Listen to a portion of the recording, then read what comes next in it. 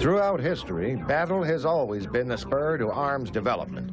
A radical advance in weapons technology, or even the novel use of an old one, such as the longbow at Agincourt, frequently gave a battle-winning edge. But military force is ineffective unless there is good intelligence as to where and when to apply it. The Duke of Wellington once said that the art of generalship was guessing correctly what was happening on the other side of the hill. Wellington used light cavalry scouts to collect information, but that intelligence was sometimes inaccurate and frequently arrived too late to be of use.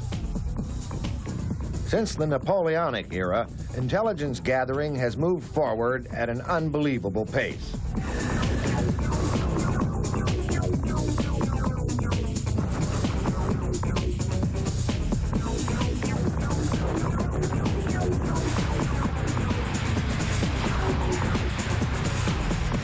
Radical developments in sensors and communications allow the general of the 1990s to know what is happening on the other side of the world.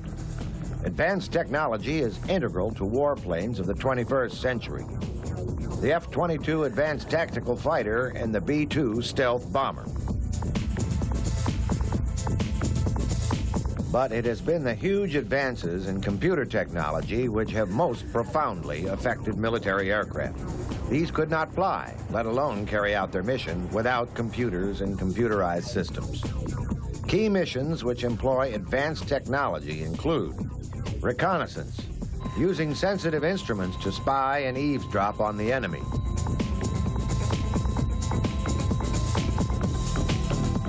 Battle management, to provide early detection of targets and to command friendly forces in the air and on land.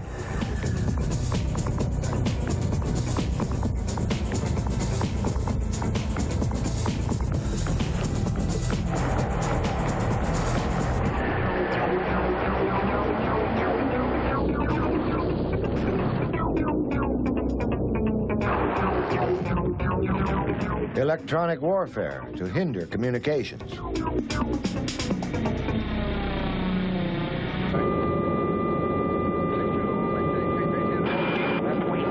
And defense suppression to knock out air defenses using high-tech missiles.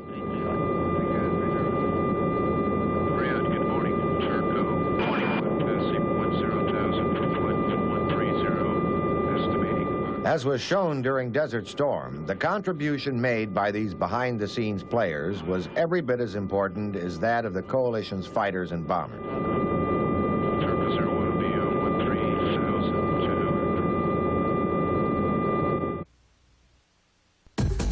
Commanders today are inundated with information about their own forces and those of the enemy. Command and control aircraft allow them to assimilate this information, use it effectively, and see the big picture of a battle as it develops.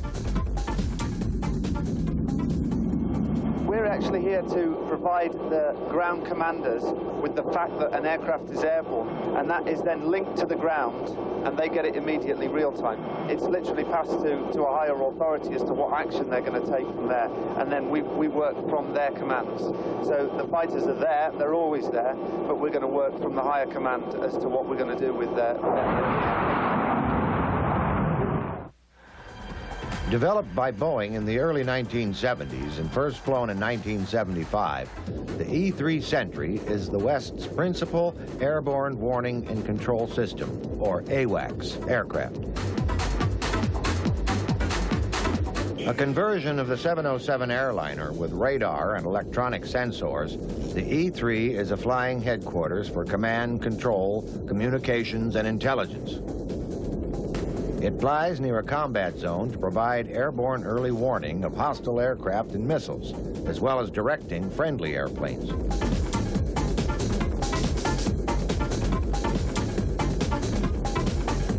Part of the E-3 is the APY-2 Overland Downlook Radar, mounted in a 9-meter diameter rotodome. It can track up to 600 airborne targets simultaneously.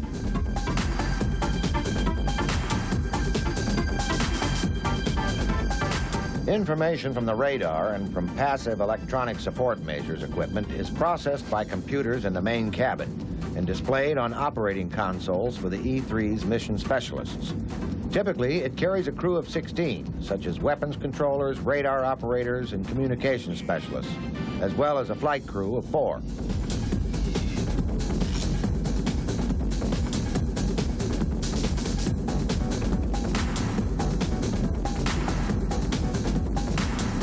Having detected hostile contacts, the E-3 has to control the developing air battle effectively. It vectors friendly interceptors to shoot down enemy fighters and cruise missiles and directs friendly strike warplanes around enemy air defenses. Orders are relayed via secure voice, data link, and satellite communications equipment. Target information can also be relayed to other E-3s and to ground control centers.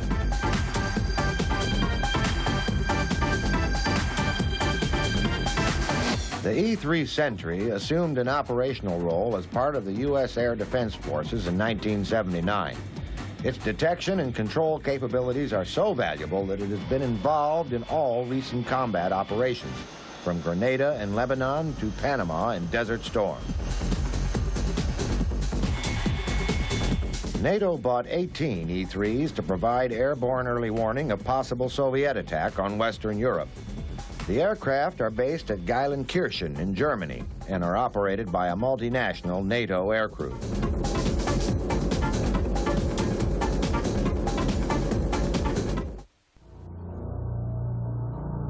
Making a star appearance in Operation Desert Storm long before it was considered operational, the E-8 J-STARS aircraft represents a major advance in battlefield control.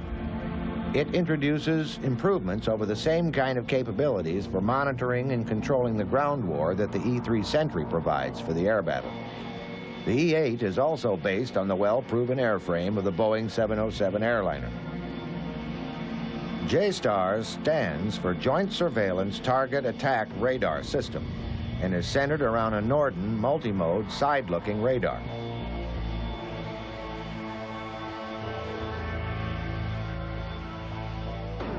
As on the E-3, information from the radar is processed by computers and displayed in the main cabin on 17 operator consoles. The radar has 2 modes of operation to detect moving and stationary targets. The E-8 can survey 1 million square kilometers of ground in an 8-hour sortie.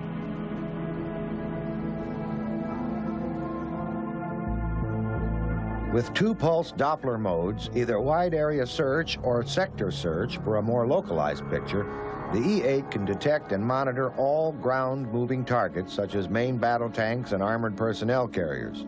The radar is so sensitive that it can differentiate between tracked and wheeled vehicles. For standoff reconnaissance, a synthetic aperture mode gives a high-resolution radar picture of the ground up to a range of 250 kilometers.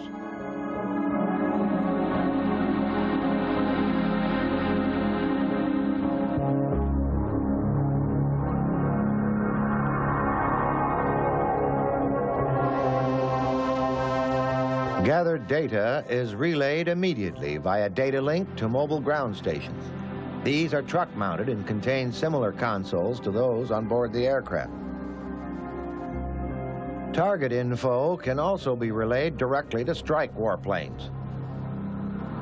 During Desert Storm, the 2 E-8 prototypes played a key role in the search for mobile Scud missiles and the destruction of the withdrawing Iraqi army along the Basra Highway.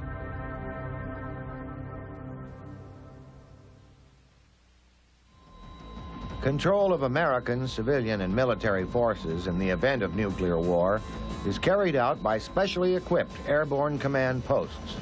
The most expensive and most capable of these is the Boeing E-4.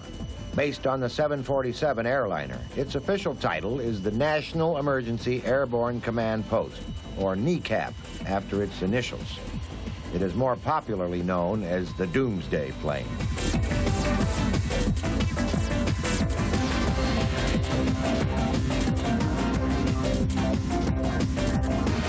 Inside, the cabin is fitted with a conference room, a rest area, and a communications room.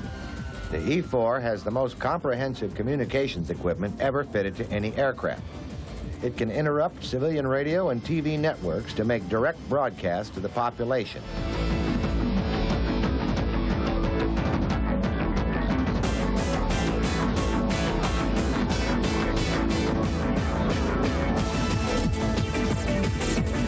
cabin is shielded from the effects of heat and electromagnetic pulses released by a nuclear explosion. These would otherwise severely disable or completely knock out electronic and communications equipment.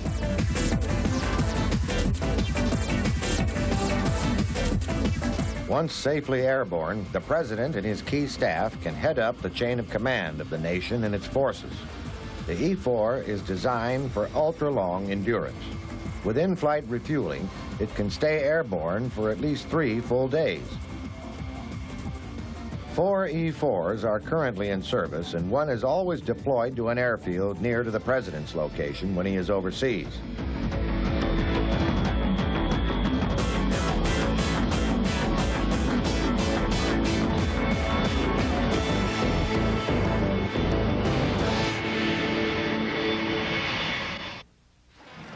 For 50 years, Lockheed's ubiquitous Hercules transport has served with the U.S. Air Force in many specialized roles. Predecessor of the E-8 J-Stars is the EC-130E ABCCC for Airborne Battlefield Command and Control Center. The aircraft acts as an airborne command post for an Army commander, allowing him to control a fast-changing land battle.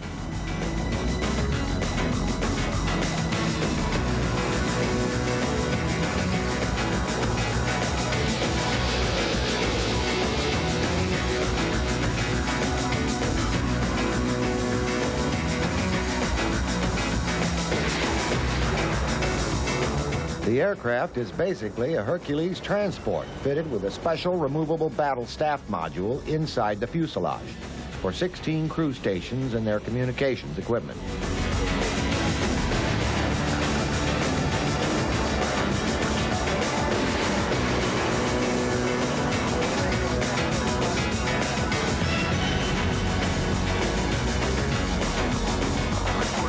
The EC-130E first saw combat during Vietnam, and unlike the more modern J-Stars, it has no sensors of its own. Instead, it uses radio and satellite communications gear to receive information about the land battle.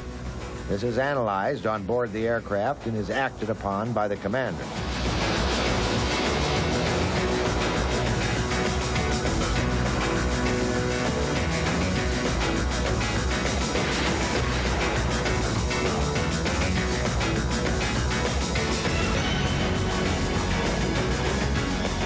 Information is also relayed by secure data link known as JTIDS.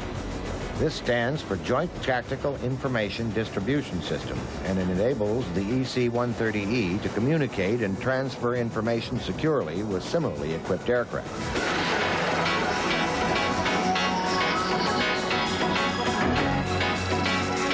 In spite of the introduction of J-Stars, the ABCCC still has an important role to play.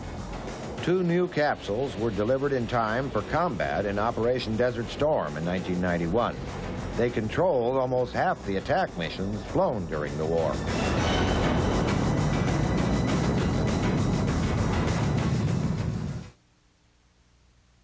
The Rivet Rider is another special version of the versatile Hercules. Its main mission is psychological warfare. Highly classified equipment, visible in the form of 4 tail antennas, allow it to tap into and rebroadcast radio and even TV transmissions.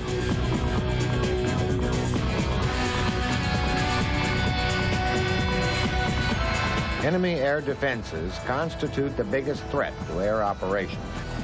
Spurred by combat losses in Vietnam, the U.S. Air Force developed special aircraft known as Wild Weasels to take out enemy radars and surface-to-air missile sites. Until very recently, the U.S. Air Force's main defense suppression aircraft was the F-4G Phantom, which operated in Europe with F-16 as a 2-part hunter-killer team. The Phantom would have used its electronic warfare equipment to locate and jam enemy radars, allowing the F-16 to penetrate and destroy them with its harmed missiles.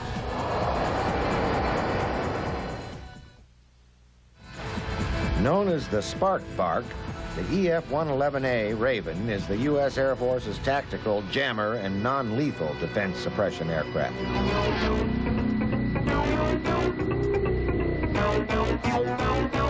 Special equipment is centered around the ALQ-99E Tactical Jamming System, TJS, which is similar to that fitted to the U.S. Navy's Prowler. Jamming systems are located in a ventral canoe, while receiving antennas are housed in a football fairing at the top of the fin.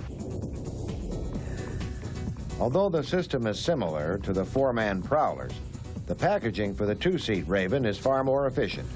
Increased automation means that just one electronic warfare officer is needed to operate the entire jamming system.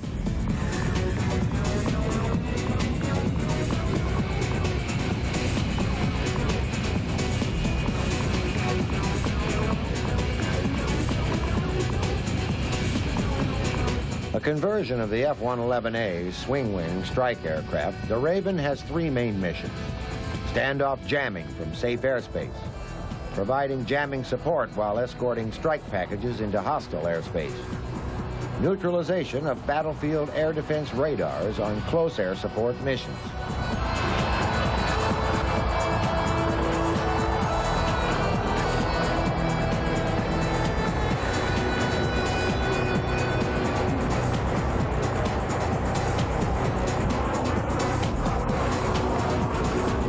In service, the EF-111A has some advantages over the Prowler, notably in speed and range. This version of the Raven made its combat debut during Desert Storm, where it played a major role in suppressing Iraqi air defense. In spite of this combat success, recent U.S. defense cuts have forced the retirement of the Raven. The last aircraft is due to be withdrawn from service around 1998.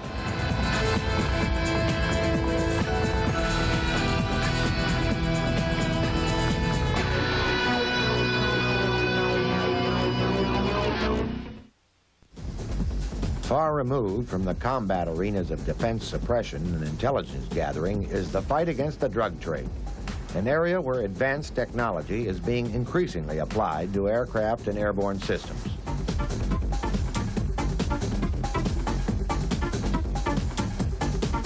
One of the latest tools in the interdiction effort against drug-running aircraft is an AWACS version of the P-3 Orion Maritime Patrol aircraft, which is operated by the U.S. Customs Service.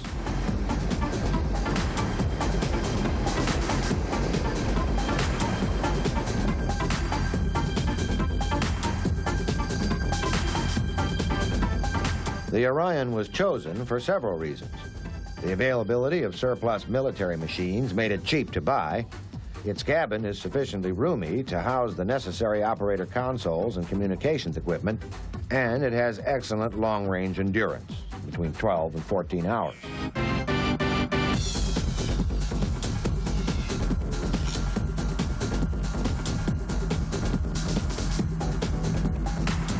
This AWACS version was originally intended for military users, but so far the only customer has been the Customs Service, which has 4 aircraft in service.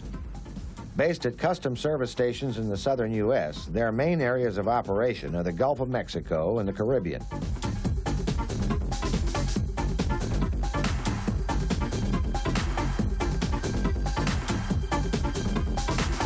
They work in conjunction with moored radar-equipped blimps called aerostats, which form another link in the airborne warning chain.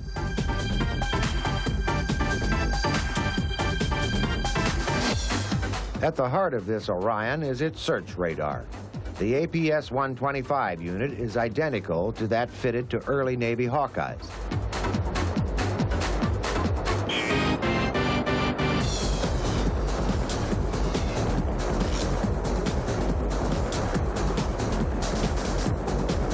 Three more aircraft were later acquired, fitted with more comprehensive equipment, including the more capable APS-138 radar, later retrofitted to the first aircraft.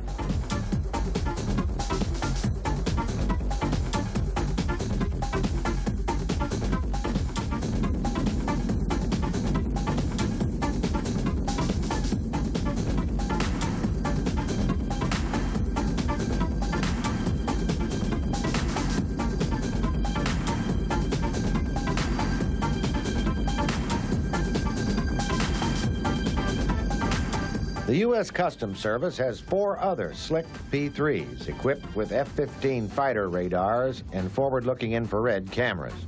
Both variants operate in hunter-killer teams. The Slicks using their special equipment to intercept for a closer look. This footage shows actual intercepts of drug-running aircraft.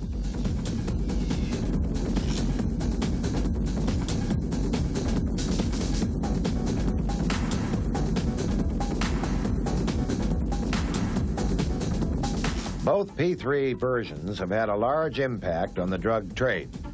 In the first 3 years of operations, they were responsible for seizure of 13 tons of marijuana, 36 tons of cocaine, and led to over 160 arrests.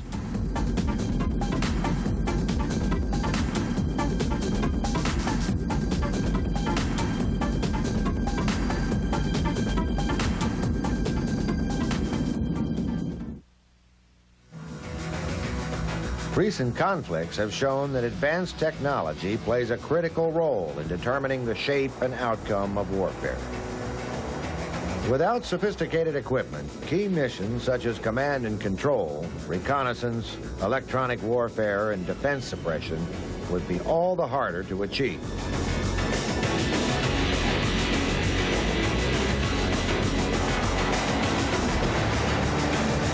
Maintaining the technological edge over potential foes comes at a very high price.